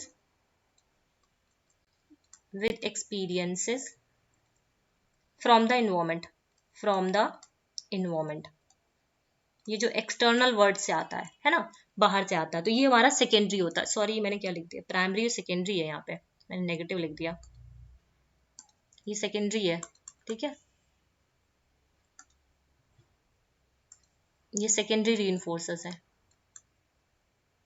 ठीक है। इसी की बात की हमने यहाँ पे। प्राइमरी रीइंफोर्सर कैसे हो गए हमारे, जो ऑर्गेनिज्म से रिलेटेड होते हैं, उनके सर्वाइवल से रिलेटेड होते हैं। सेकेंडरी रीइंफोर्सर्स कौन कौन से होते हैं हमारे, includes the characteristics acquired with experiences from the environment, like praise, यहाँ पे मनी आता है, यहाँ पे क्या आता है, मनी आता है, दूसरों से प्रशंसा पाना आता है ना, ये सारी चीजें इसमें आती हैं, मनी, ठीक है। फिर आते हैं पनिशमेंट। पनिशमेंट भी दो टाइप की होती है। पनिशमेंट भी देखो, पहले समझ लो पनिशमेंट का कंसेप्ट ही क्या है। पनिशमेंट, अगर हम पनिशमेंट की बात करते हैं, है ना, तो इसमें भी पॉजिटिव और नेगेटिव दो तरह की पनिशमेंट आती है। कैसी पनिशमेंट आती है, एक पॉजिटिव पनिशमेंट आती है, एक आती है नेगेटिव पनिशमेंट, ठीक है, पॉजिटिव और नेगेटिव पनिशमेंट। ठीक, सबसे पहले समझो पनिशमेंट क्या है। पनिशमेंट क्या है, एक कंडीशन है, या फिर ऐसा समझ लो ये क्या करती है, हमारा जो मतलब ऐसा समझो, कुछ ऐसी कंडीशंस या कुछ ऐसी प्रतिक्रियाएं हमारे ऊपर लगा दी जाती हैं, जिसकी वजह से क्या हो जाता है, जो हमारा गलत रिस्पॉन्स होता है ना, उससे क्या होता है, कम हो जाता है, रिड्यूस होता है, रिड्यूस करता है the likelihood of the occurrence, ऐसे लिख लो इसको, रिड्यूस द लाइव, हाँ एक मिनट, जैसे likelihood of the occurrence, relevant जो बिहेवियर होता है उसके अकरेंस को ये रिड्यूस करता है। पनिशमेंट कैसा है, एक एवर्सिव टर्म है, ध्यान रखना ये नेगेटिव टर्म है, एवर्सिव टर्म है, ठीक है, ठीक है। जो हम क्या करते हैं, अनडिजायर्ड जो बिहेवियर होता है उसको कम करने के लिए यूज करते हैं। अब ये पॉजिटिव होता है और नेगेटिव होता है। पॉजिटिव में क्या होता है, अनप्लीजेंट थिंग आती है, जो मतलब पॉजिटिव जो पनिशमेंट होती है ना, वहां पे क्या करते हैं, अनप्लीजेंट थिंग, लिख लो इसको, अनप्लीजेंट थिंग होती है, एक मिनट पेन चेंज कर दो। अनप्लीजेंट थिंग को हम क्या करते हैं, प्रेजेंट करते हैं, अनप्लीजेंट थिंग को हम क्या करते हैं, यहाँ पे प्रेजेंट करते हैं, ठीक है। मतलब क्या है, ये एक सिचुएशन होती है जो हम क्या करते हैं, अनप्लीजेंट थिंग को प्रेजेंट करते हैं, as a consequence of the behaviour decrease the probability of that behaviour. मतलब क्या है, हम एक बच्चे को स्कॉल कर देते हैं, ठीक है, उसके मिसबिहेव करने के लिए, है ना, हम उसको डांट देते हैं। If you scold your child for her misbehaviour, it is a positive reinforce, positive punishment. हम क्या करते हैं, अगर बच्चे को डांट देते हैं, अनप्लीजेंट थिंग उसके सामने प्रेजेंट कर देते हैं, स्कॉल कर देते हैं, अगर वो मिसबिहेव कर रहा है तो वो कैसा है, पॉजिटिव है। उसी तरीके से हम नेगेटिव करने की बात करते हैं तो यहाँ पे क्या हो जाता है, विथड्रॉल, यहाँ पे क्या होता है, विथड्रॉल, या फिर बोल दो रिमूवल, ठीक है, या फिर बोल दो रिमूवल ऑफ प्लीजेंट थिंग। मतलब कहते हैं कि अगर तुमने अच्छे से नहीं पढ़ाई की तो मैं तुम्हारे पास ये जो चीजें हैं ना, गिफ्ट है, वो सारे हम छीन लेंगे, हटा देंगे। मतलब हम क्या करते हैं उसके, मतलब यहाँ पे क्या होता है, negative punishment occurs when the withdrawal और removal of a pleasant thing, यहाँ पे हम अनप्लीजेंट थिंग को प्रेजेंट करते हैं, यहाँ पे हम क्या करते हैं उसकी प्लीजेंट थिंग को, जो उसकी प्यारी चीज है उसको हम उससे ले लेते हैं, pleasant thing as a consequence of a specific behaviour decrease. उसके बिहेवियर, अगर आपने दोबारा से मिसबिहेव किया, बच्चे से आपने बोला अगर आपने दोबारा से मिसबिहेव किया तो आपके पास जो ये साइकिल है ना उसको हम ले लेंगे आपसे। ठीक, तो साइकिल क्या थी, इसकी प्लीजेंट थिंग थी, आपने उसको मिसबिहेव को रिड्यूस कराने के लिए क्या बोला, इसको विदड्रॉ करने की बात की। ठीक, तो ये बात हो गई आपकी। ठीक है, तो ये ऑपरेंट कंडीशनिंग हो गई आपकी। ऑपरेंट कंडीशनिंग में हम लोग देख लिया। एक बार इसको एक चार्ट के थ्रू मैं सिंपल से ऐसे समझा दे रही हूँ जैसे आपको समझ में आ जाए। ठीक है, ऑपरेंट कंडीशनिंग में देखो हमने क्या चीजें देखी हैं। ऑपरेंट कंडीशनिंग, यहां पे हमने एक रीइंफोर्समेंट की बात की, इंपॉर्टेंट है, इससे क्वेश्चन आता है। एक हमने बात की पनिशमेंट की, इसको ऐसे ही बना लो। एक रीइंफोर्समेंट की बात की, एक हमने बात की पनिशमेंट की बात की। रीइंफोर्समेंट कैसी, एक पॉजिटिव एक नेगेटिव, एक पॉजिटिव एक नेगेटिव। क्लियर है बात, यहां पे भी एक पॉजिटिव एक नेगेटिव। ठीक है, अब पॉजिटिव और नेगेटिव कहने का मतलब क्या है ये समझ लो पहले। पेन चेंज कर दो, रुको। पॉजिटिव कहने का मतलब क्या है, यहाँ पे स्टिमुलस प्रेजेंट होगा, यहाँ पे क्या होगा, स्टिमुलस प्रेजेंट होगा। क्वेश्चन आता है, अभी मैं बता रही हूँ कैसे प्रेजेंट होता है, मतलब पॉजिटिव है। यहाँ पे क्या होता है, स्टिमुलस हम रिमूव कर लेते हैं, स्टिमुलस को हम लोग यहाँ पे रिमूव कर लेते हैं। ठीक है, माइनस। ठीक, अब यहाँ पे क्या होता है, जब स्टिमुलस प्रेजेंट होता है, इस केस में जब स्टिमुलस प्रेजेंट होता है तो बिहेवियर क्या करता है, इंक्रीज करता है। बिहेवियर क्या करता है, यहाँ पे इंक्रीज करता है। ठीक है, और इस केस में जब स्टिमुलस रिमूव हो जाता है तो यहाँ पे बिहेवियर क्या हो जाता है, डिक्रीज करता है। क्लियर है जी, नेक्स्ट आ जाओ इधर। यहाँ पे अगर देखें तो क्या होता है, पॉजिटिव पनिशमेंट, यहाँ पे क्या होता है, स्टिमुलस प्रेजेंट होता है, स्टिमुलस प्रेजेंट होता है यहाँ पे। ठीक है, और यहाँ पे स्टिमुलस का क्या करते हैं, विदड्रॉ कर देते हैं। अब मैंने समझाया है, इसको देखिएगा, अगर ना समझ में आए किसी को तो वो मुझे कमेंट करके बता सकता है। वैसे मैंने कोशिश की आपको समझ में आ जाए, क्योंकि रिवीजन सीरीज इसलिए मैं बहुत डिटेल में नहीं जा रही हूँ। ठीक है, इतना मैं बता रही हूँ जितने आज से आपको समझ में आ जाए। यहाँ पे अब देखो, यहाँ पे पॉजिटिव पनिशमेंट में क्या होता है, बिहेवियर डिक्रीज होता है। ठीक है, वो फिर से मिसबिहेव नहीं करेगा। ठीक है, और यहाँ पे भी क्या होगा, हम स्टिमुलस का मतलब उसके साइकिल से छीन लेंगे जिससे उसको डर लगेगा, तो उससे भी क्या करेगा, वो बिहेवियर फिर से, वो मिसबिहेव फिर से नहीं करेगा। बात समझ में आई, तो ये हो गया ऑपरेंट कंडीशनिंग। उम्मीद है यहाँ तक समझ में आया होगा। उसके बाद आपके शेड्यूल ऑफ रीइंफोर्समेंट इसमें रह जाते हैं। शेड्यूल ऑफ रीइंफोर्समेंट का, एक मिनट को इसको देखो चार्ट के थ्रू मैं समझा दूं या फिर कल नेक्स्ट कलर रखूं। स्टिमुलस, ये जो आपका शेड्यूल ऑफ रीइंफोर्समेंट रह गया इसमें आपका, है ना। और क्या रह गया, शेड्यूल ऑफ रीइंफोर्समेंट के अलावा एक आपका चार्ट आता है आपका। ठीक है, उसको भी समझाना है इसमें। ऐसा करते हैं, फिर इसको कल करते हैं। ठीक है, क्योंकि टाइम भी बहुत हो गया, तो कल करते हैं इसको। ठीक है, तो उम्मीद है यहाँ तक आपको समझ में आया होगा जितनी चीजें मैंने यहाँ पे समझाई हैं। एक मिनट को फिर से रिकॉल इसको करा देती हूँ। ठीक है, इतनी चीजें आप कॉपी में बना के रखना, कल हम इसके आगे का कंटिन्यू करेंगे। ठीक है, रुको एक बार इसको यहाँ से स्टार्ट समझ लो कि क्या क्या चीजें समझाई हैं यहाँ पे।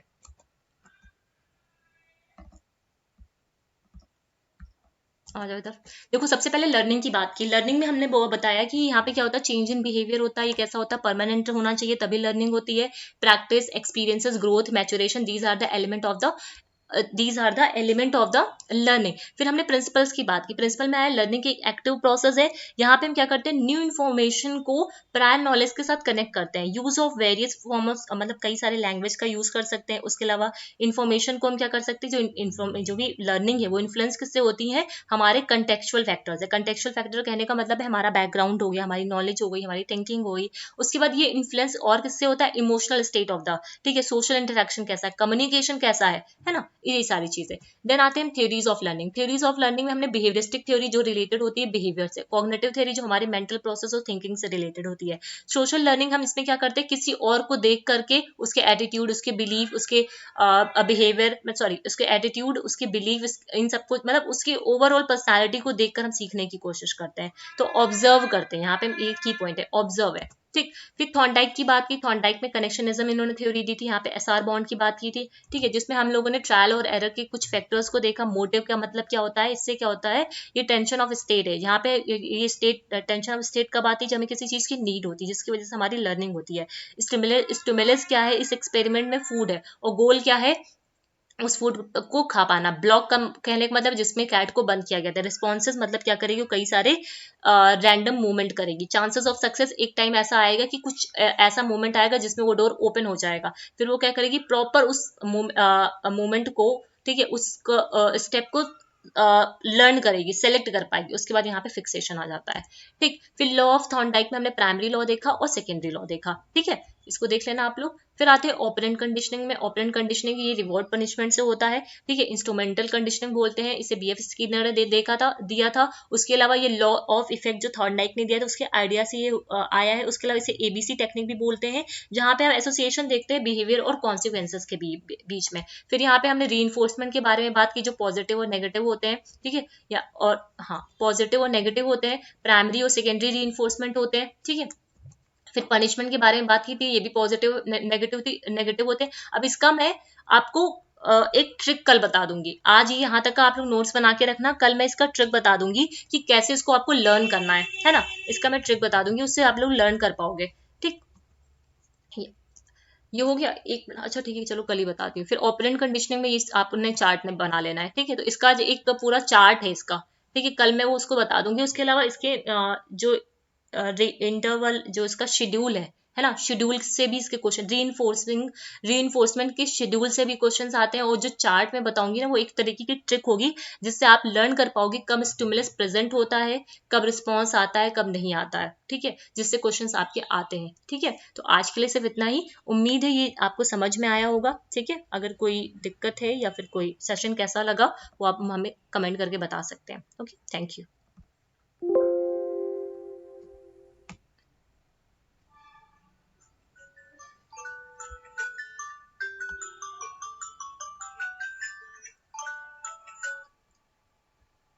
एक मिनट, कोई क्या हो गया।